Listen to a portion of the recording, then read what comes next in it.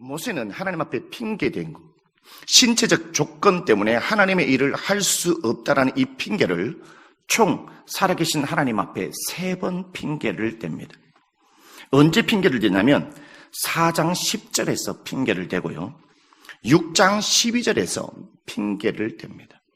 그런데 4장 10절부터 오늘 6장에 나타나는 말씀에 모세의 자세가 다르다는 것입니다. 어떠한 모습에 있어서 자세가 다를까요? 하나님의 말씀을 듣는 자세가 다르다라는 것입니다. 4장 10절과 6장 12절 말씀에서 모세가 신체적 조건 때문에 하나님을 순종하지 않습니다. 하나님의 일을 못한다라고 말을 하고 있죠. 그런데 그때 하나님의 말씀을 듣는 자세는 어떻게 할까요?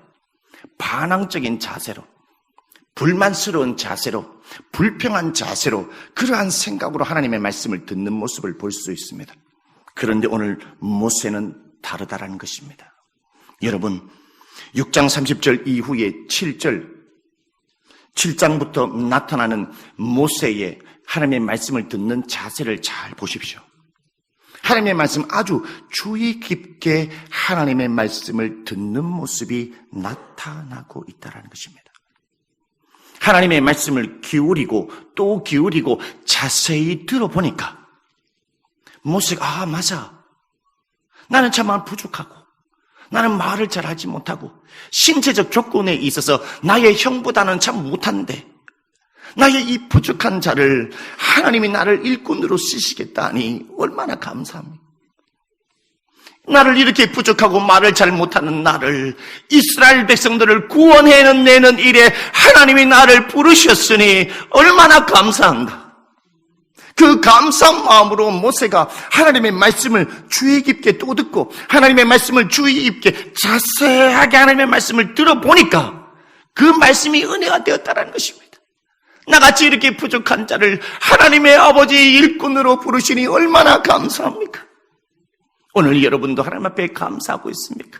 나처럼 정말 부족한 사람을 하나님의 일꾼으로, 하나님의 자녀로, 하나님의 집사로, 하나님의 장녀로, 하나님의 안수 집사로, 여러 하나님의 성도로, 하나님의 아들과 하나님의 딸로, 교사로, 찬양대로, 찬양 단원으로, 식당 봉사로, 주차 봉사로 여러분 부르셔지 얼마나 감사한 일이겠습니까? 여러분, 믿음의 사람이란 어떤 사람일까요? 하나님의 말씀을 주의 깊게 듣는 사람이 믿음의 사람이라는 것을 우리에게 말씀해 주고 있습니다. 오늘 모세와 아론이 하나님의 말씀에 순종했다, 그대로 행했다, 이 말을 사도행전 5장 29절의 말씀에 보면 뭐라고 적혀있냐면 사람보다 하나님께 순종하는 것이 마땅하도다. 사람보다 살아계신 하나님께 순종하는 것이 마땅하다. 여기 사도행전에서 순종하다, 헬라어의 뜻을 살펴보니까 3가지의 뜻이 있습니다. 이 순종하다라는 것은 어떠한 뜻을 가지고 있냐면 듣다라는 뜻을 가지고 있습니다. 듣다. 순종한다라는 것은 경청한다라는 뜻이 됩니다. 순종한다라는 것은 하나님의 말씀을 주의 깊게 듣는다라는 것입니다. 하나님의 말씀을 주의 깊게 들을 때에 순종한다라는 것입니다. 순종하는 사람은 하나님의 말씀을 듣는 사람이라는 것입니다.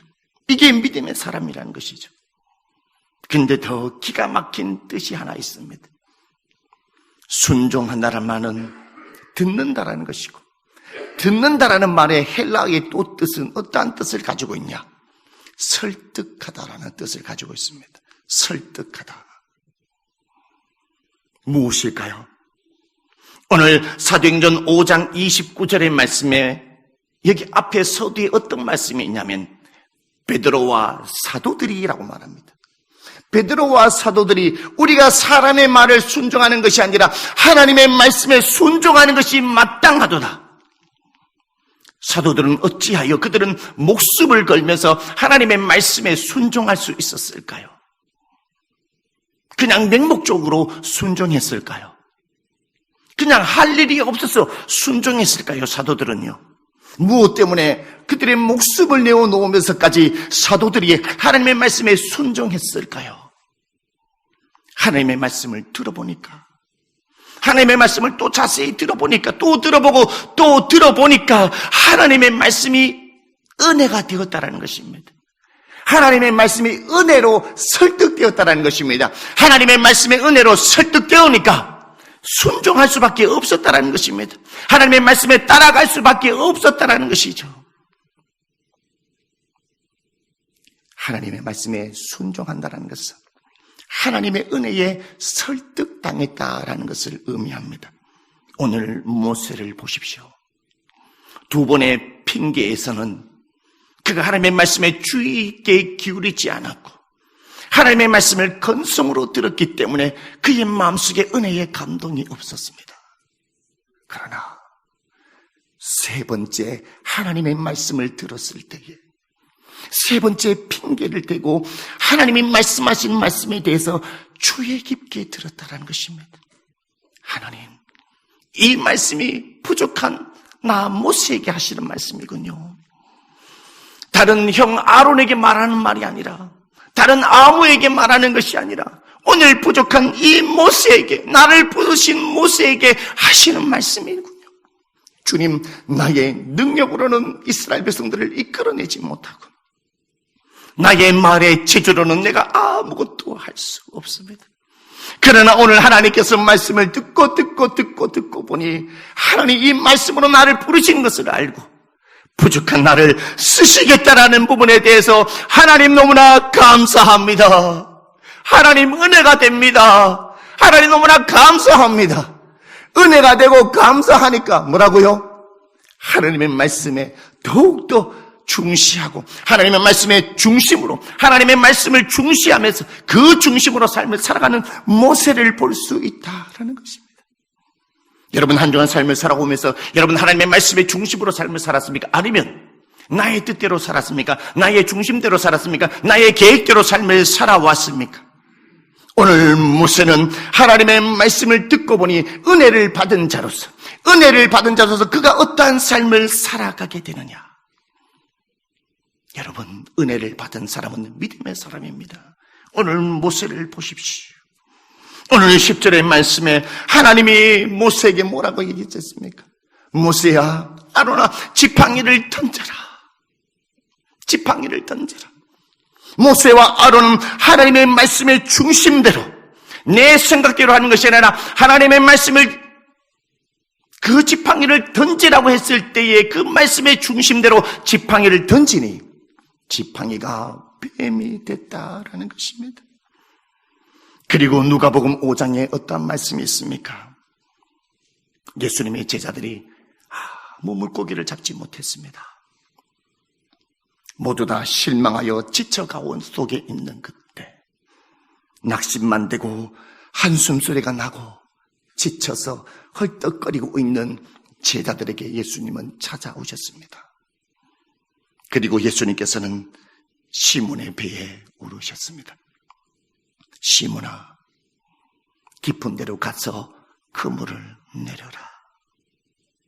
시몬아, 지금 이 시간 깊은 데로 가서 그물을 내려라.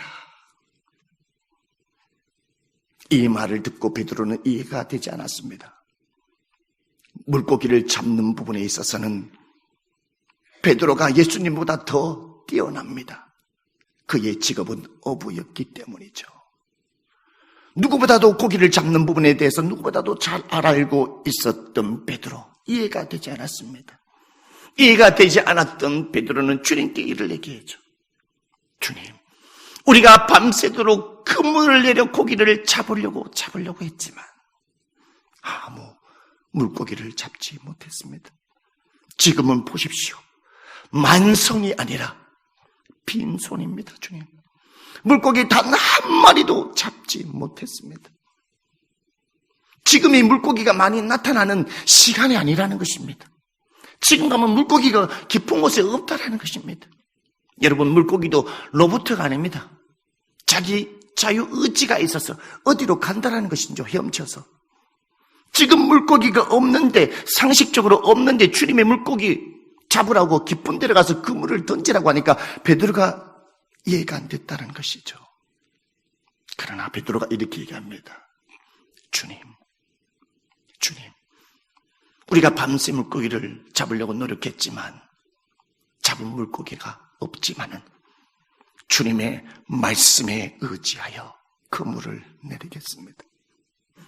주님의 말씀에 의지하여 그물을 내리겠습니다. 여러분, 믿음의 사람은 내 상식적으로 삶을 살아가는 사람이 아닙니다. 믿음의 사람은 나의 지혜로 삶을 살아가는 사람이 아닙니다. 믿음의 사람은 나의 경험으로 삶을 살아가는 사람이 아닙니다. 믿음의 사람은 나의 의지로 삶을 살아가는 사람이 아닙니다. 믿음의 사람은 나의 계획대로 삶을 살아가는 사람이 아닙니다. 믿음의 사람은 나의 능력으로 삶을 살아가는 사람이 아닙니다.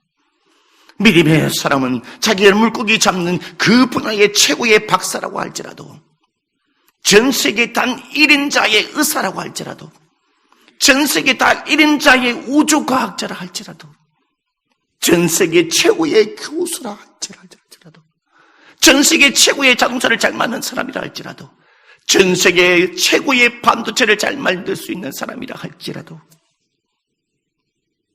거기에 하나님의 은혜가 있지 않으면 아무것도 할 수 없다는 것을 여러분 믿으시기를 바라겠습니다. 믿음의 사람은 이러한 모든 조건이 있다 할지라도 나의 생각, 나의 뜻, 나의 경험, 나의 상식적인 것들을 다 주님 앞에 내려놓고 주님의 말씀을 의지하여 내가 지팡이를 던지겠나이다. 주님의 말씀을 의지하여 내가 그물을 던지겠습니다. 주님, 내 상식적으로는 내가 이 일하면 망할 것 같은데요. 주님, 내 이 일하면은 우리 도동조항교회에서 내가 이 일하면은 망칠 것 같은데요. 내가 입이 뻣뻣하고 찬양도 잘 못하고 봉사도 잘 못하는데 내가 하면은 이 공동체와 이 교회가 망할 것 같은데요. 그것이 아니라는 것입니다. 우리가 해야 할 일은 주여, 내가 말씀에 의지하여 순종하겠습니다. 순종하여 지팡이를 던지게 되면 뱀을 만들 일은 하나님이 하시는 것입니다. 그물을 던져서 고기를 잡든지 안 잡히든지 그거는 하나님의 일이라는 것을 여러분 믿으시기를 바라겠습니다. 할렐루야. 바로 믿음의 사람이 하나님의 말씀으로 중심으로 삶을 살아가는 사람이라는 것을 여러분 믿으시기를 바라겠습니다.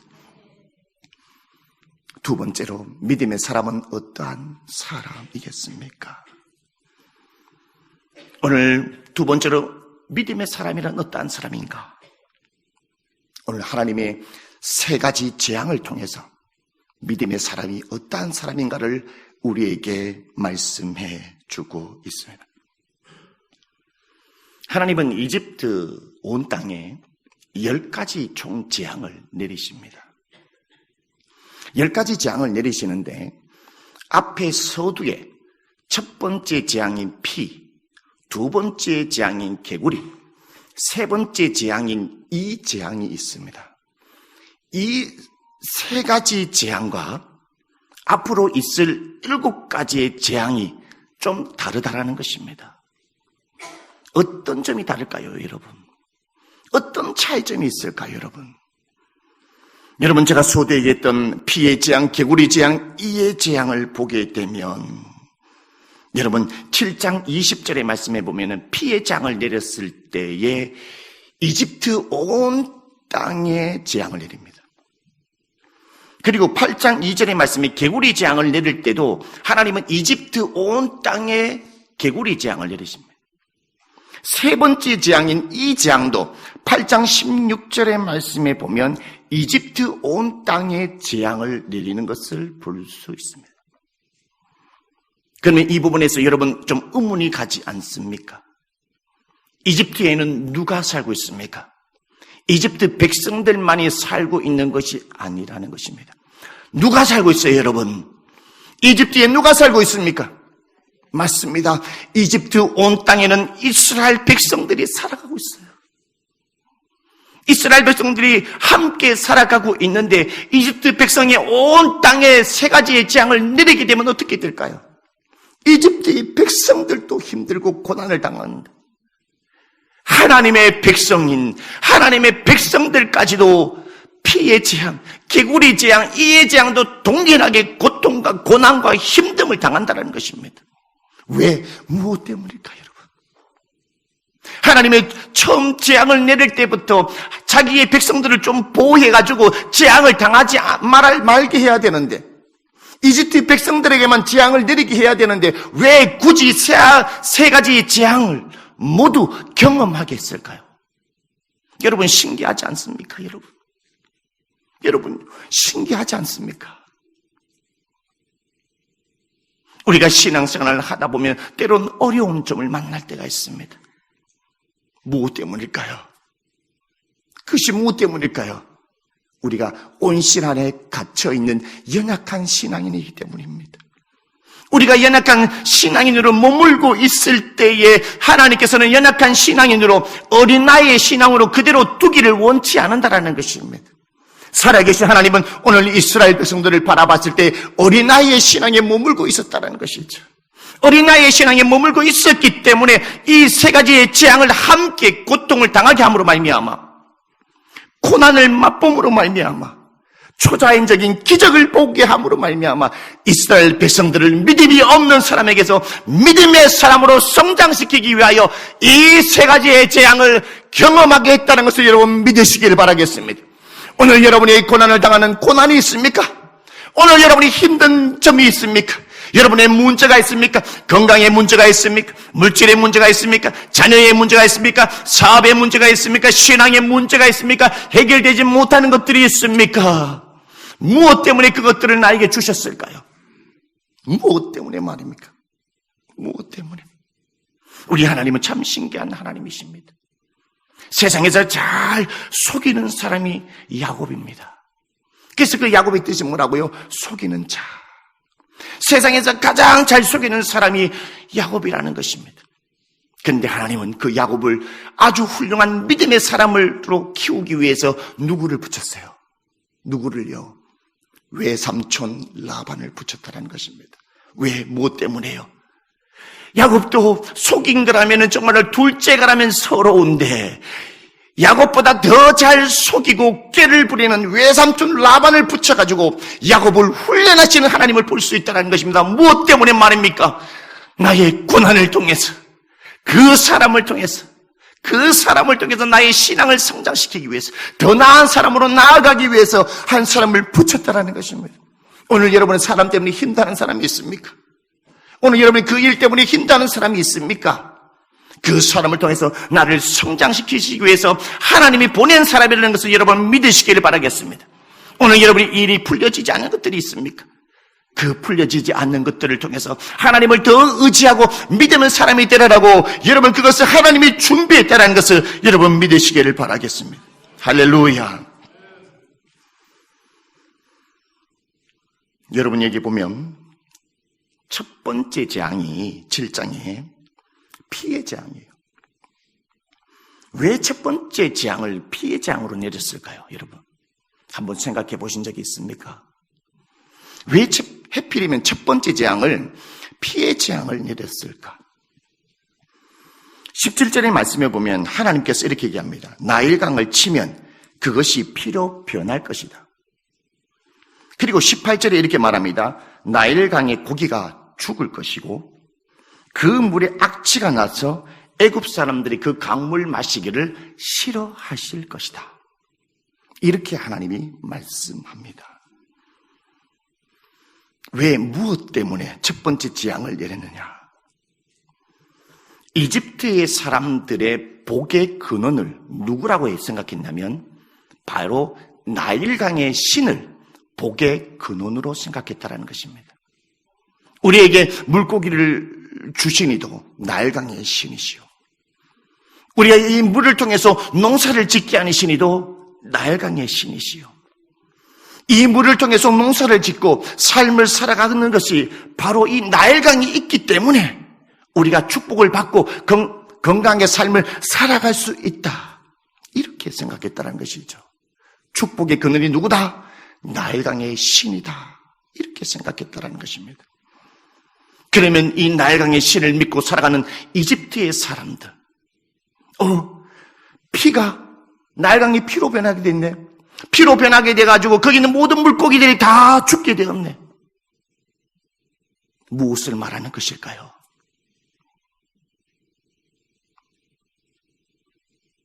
모세가 바로에게 그렇게 얘기했습니다. 하나님의 백성을 보내십시오.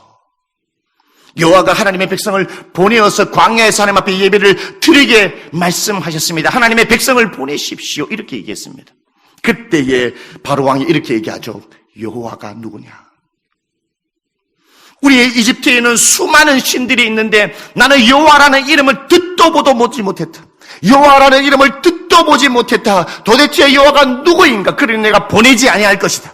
그러니 오늘 나 여호와가 하나님의 말씀합니다. 나 여호와는 누구이냐? 나일강의 신이 축복의 근원이 아니라 나 여호와가 이 나일강의 물을 만들었도다. 이 물고기도 내가 만들었고 이 물을 통해서 너희들이 농사를 짓고 이 물을 통해서 너희들의 가정에서 음식을 만들어 먹게 하는 나의 축복의 근원은 나 여호와 하나님이라는 것을 오늘 저와 여러분에게 말씀하고 있다는 것을 여러분 믿으시기를 바라겠습니다. 여러분, 하나님이 복의 근원이십니다. 스코틀랜드에 한 가부 한 명이 아들과 함께 삶을 살아가고 있었습니다. 그런데 이 가부의 집이 너무나 가난했어요. 가난하였지만 항상 빵을 만들어서 가난한 고아들과 함께 나누어 먹었다라고 합니다. 그런데 한날은 평상시보다 더 가난해서 밀가루가 통에 거의 다 떨어졌다라고 합니다.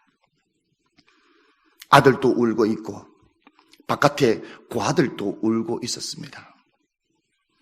그래서 혹시 밀가루통에 조금이나마 밀가루가 있을까봐 밀가루통에 얼굴을 집어넣고 고개를 숙여 바가지로 밀가루를 긁어 보았습니다. 이 가부가 밀가루를 바가지로 긁는 그 순간 얼마나 서러웠던지 눈물이 펑펑 쏟아졌대요. 눈물이요. 하나님, 우리 아들도 지금 굶어가고 있고 이 고아들도 굶어 죽어가는 이 가운데에 왜 우리를 돕지 않느냐라고 너무나 서러워서 눈물이 펑펑 흘러나왔다고 합니다. 그때에 자그마한 아들이 어머니에게 찾아와서 어머니, 무엇 때문에 우세요? 어머니, 무엇 때문에 우세요? 살아계신 하나님께서 지금 어머니가 밀가루 통에 밀가루가 없어가지고 바가지를 긁는 그 소리, 바가지를 긁는 그 소리를 하나님이 듣지 않으실까요? 하나님은 들으십니다. 이 어머니가 이 아들의 말을 듣고 그 말이 너무나 감동을 먹었어요. 맞아. 하나님께서 내가 밀가루 통에 밀가루가 없는 이 모습을 보고 주님께서도 아시겠지. 나의 눈물도 아시겠지. 바가지를 끌면서 이 어머니가 희망을 가지고 하나님 앞에 기도했다라는 것입니다. 여러분, 하나님은 우리의 축복의 근원이십니다. 하나님은 축복의 근원이시기 때문에 주기도문에게 우리에게 그렇게 기도를 가르쳐 주시지 않았습니까? 하늘에 계신 우리 아버지, 아버지의 이름을 거룩하게 하시며 아버지의 나라가 오게 하시며 아버지의 뜻이 하늘에서와 같이 땅에서도 이루어지게 하소서. 하늘의 뜻이 땅에서도 이루어지게 하소서. 하늘의 뜻이 땅에 이루어진다는 것은 하나님의 나라가 이 땅에 이루어지기를 원한다는 것입니다.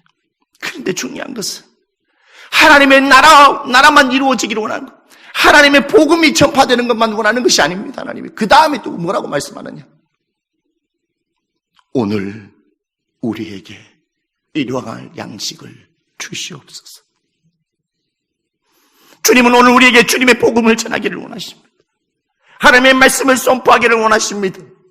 그러나 살아계신 하나님은 그 복음을 전하고 하나님의 백성들이 이 세상의 삶을 살아가면서 서러워서 밀가루통에 밀가루가 없어서 서러워가지고 눈물을 흘리는 하나님의 백성들에게 하나님은 축복의 근원이시고 복의 근원이신 하나님께서 무엇을 구하라고 말씀하고 있습니까?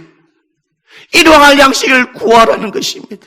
물질이 없는 자에게 물질을 구하라는 것입니다. 직업이 없는 자에게 직업을 구하라는 것입니다. 쌀통에 쌀이 없는 자에게 쌀을 구하라는 것입니다. 여러분, 미래가 맡긴 자에게 미래를 구하라는 것입니다. 지금 살 길이 맡기고 하늘이 무너지고 땅이 무너진 가운데 속에 하나님 앞에 구하라는 것입니다. 일용할 양식을. 주님은요, 나는 생명의 떡이다 말씀하셨습니다. 생명의 떡.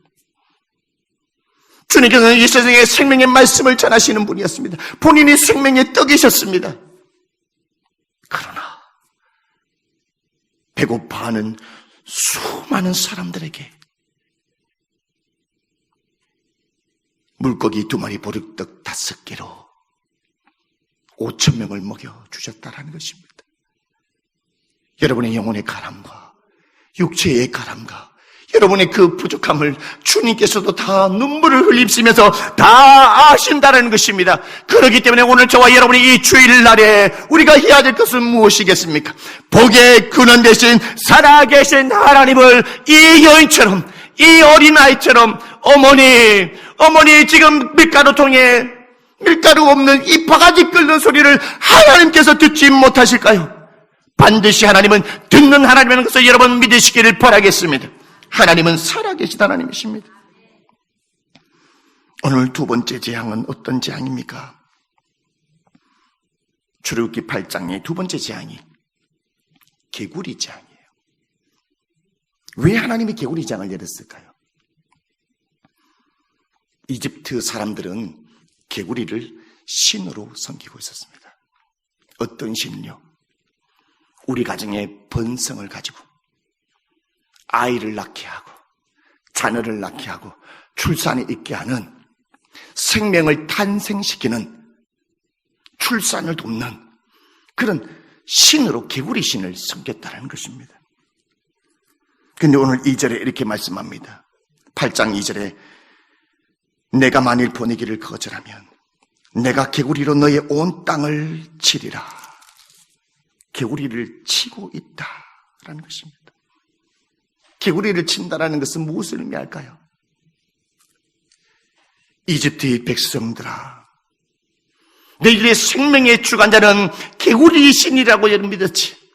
너희들의 자녀가 번성하고 너희의 가정이 잘되게 하는 것은 개구리 신이라고 믿었지. 그것이 아니라 나 여호와가 생명의 주관자다. 이 세상에 생명이 태어나고 출산에 있게 하고 번성하게 하는 것은 개구리 신이 아니라 나 여호와가 진정한 생명의 주관자다. 할렐루야. 그것을 우리에게 말씀하고 있다는 것입니다. 생명의 주관자. 오늘 생명의 주관자 되신 하나님이 도드라지는 부분이 나타났는데 오늘 7절의 말씀에 보면 이런 말씀이 있어요. 요술사들도 자기 요술대로 그와 같이 행하여 개구리가 애굽 땅에 올라오게 했어요. 피를 변하게 한 것도 요술사들도 했어요. 그리고 아론이 가리키니까 개구리가 올라왔어요. 그런데 요술사들도 개구리를 올라오게 했다라는 것입니다. 여러분, 사람도 어느 정도 능력이 있어요. 그리고 이들 요술살 뒤에는 악한 마귀 사탄이 있습니다. 악한 마귀 사탄도 하나님의 천사였다가 타락했기 때문에 그들에게도 능력을 가지고 있다라는 것입니다.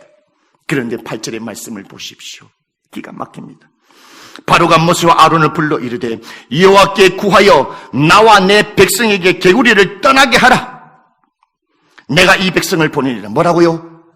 개구리를 떠나게 해달라고 모세에게 기도를 부탁하고 있다는 것입니다. 개구리를 떠나게. 그 말은 무엇이겠습니까? 요술사들도 개구리를 불렀지만 그 개구리를 떠나게는 할 수 없었다는 것을 우리에게 말씀하고 있습니다. 사람은 한계를 가진 존재입니다. 요술사들도 한계를 가진 존재라는 것입니다.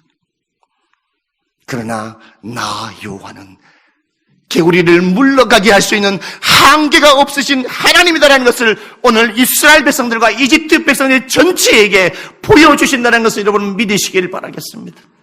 그래서 두 번째 재앙도 개구리를 통해서 이집트의 백성들은 출산의 신이 개구리가 아니라는 것을 보게 하시고, 개구리를 치심으로 말미암아 그것을 통해서 이스라엘 백성도 400년 동안의 이집트의 삶을 살았지 않습니까?